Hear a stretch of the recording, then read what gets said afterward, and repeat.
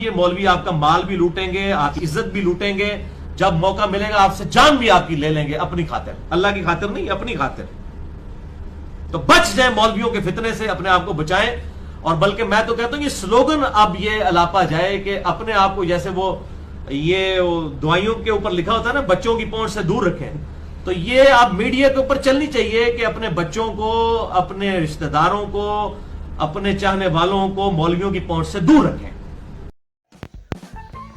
الحمدللہ وکفا وسلام علی عبادہ الذین اصطفیٰ، خصوصاً علی افضل الرسل و خاتم الانبیاء۔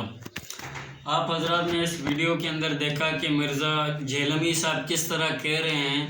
کہ علماء اکرام سے اپنے آپ کو محفوظ رکھیں، اپنے بچوں کو محفوظ رکھیں، علماء اکرام سے اپنے بچوں کو دور رکھیں اور اپنے آپ کو دور رکھیں۔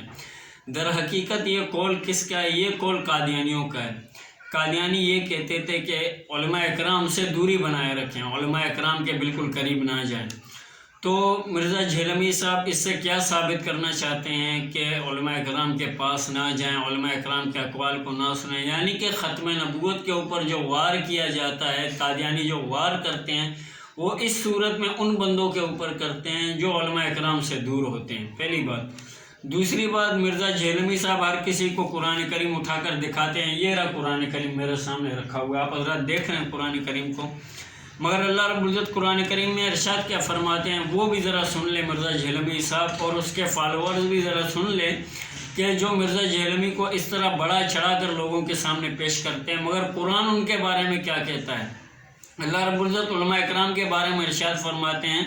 یہ قرآن کریم سے میں آپ حضرات کو دلائل دے رہا ہوں، یہ کوئی میری اپنی لکھی کتاب نہیں ہے، یہ اللہ رب العزت کا لکھا ہوا کلام ہے۔ اللہ رب العزت قرآن کریم میں فرماتے ہیں کہ قُلْ هَلْ يَسْتَوِي الَّذِينَ يَعْلَمُونَ وَالَّذِينَ لَا يَعْلَمُونَ، جاننے والے اور نہ جاننے والے برابر نہیں ہو سکتے، یعنی کہ علماء اکرام اور جہلا برابر نہیں ہو سکتے۔ پھر دوسرے جگہ پر اللہ رب العزت ارشاد فرماتے ہیں کہ انما یخشی اللہ من عبادہ العلماء، اگر اللہ سے ڈرنے والا کوئی شخص ہے تو وہ علماء اکرام ہیں۔ اور تیسری جگہ پر اللہ رب العزت قرآن کریم میں ارشاد فرماتے ہیں وہ یہ ہے کہ اللہ رب العزت فرماتے ہیں اطیعوا اللہ و اطیعوا الرسول و اولی الامر منکم، اللہ کی اطاعت کرو اور محمد عربی صلی اللہ علیہ وسلم کی اطاعت کرو، اگر جہاں پر کوئی بات آپ کو نہ ملے وہ اولی الامر منکم، پھر علماء اکرام کی طرف رجوع کرو۔ یہ تین دلائل میں نے آپ حضرات کے سامنے قرآن کریم سے پیش فرمائی، یہ رہا قرآن کریم کی آیت ہی میں نے پڑھی، میں نے اپنے طرف سے کوئی بات نہیں کی، مگر محمد عربی صلی اللہ علیہ وسلم فرماتے ہیں کہ العلماء ورثۃ الانبیاء، کہ علماء اکرام ہی انبیاء علیہ السلام کے وارث ہیں۔ تو مرزا جہلمی صاحب یہ قرآن کی آیات اور یہ احادیث آپ ان سے یعنی کہ بالکل ان سے انکار کر رہے ہو، قرآن سے انکار، حدیث رسول سے انکار، اور لوگوں کو گمراہی کی طرف دھکیل رہے ہو، لوگوں کو جہنم کی طرف راغب کر رہے ہو، تو اس سے ہم کیا سمجھیں کہ یہ آپ کا ایک نیا فتنہ ہے؟ آیا فتنے کا لقب تو اس کو دیا نہیں جا سکتا، آپ کھل کے یہ دعویٰ کر رہے ہیں کہ قرآن کا انکار کرو، یعنی کہ قرآن کو مانو نہیں، چونکہ قرآن جس چیز کا حکم دے رہا ہے آپ اس سے انکار کر رہے ہو۔ دوسری بات یہ ہے وہ یہ کہ آپ لوگوں کو بھی علماء اکرام سے دور کر رہے ہیں، حالانکہ لوگوں کا تعلق علماء اکرام سے ہونا ضروری ہے اس فتنے کے دور میں۔ میں اپنے ان بھائیوں اور بہنوں سے کہنا چاہتا ہوں کہ علماء اکرام سے ہی تعلق رکھا جائے گا تب اس مرزا جہلمی جیسے فتنے سر نہیں اٹھائیں گے۔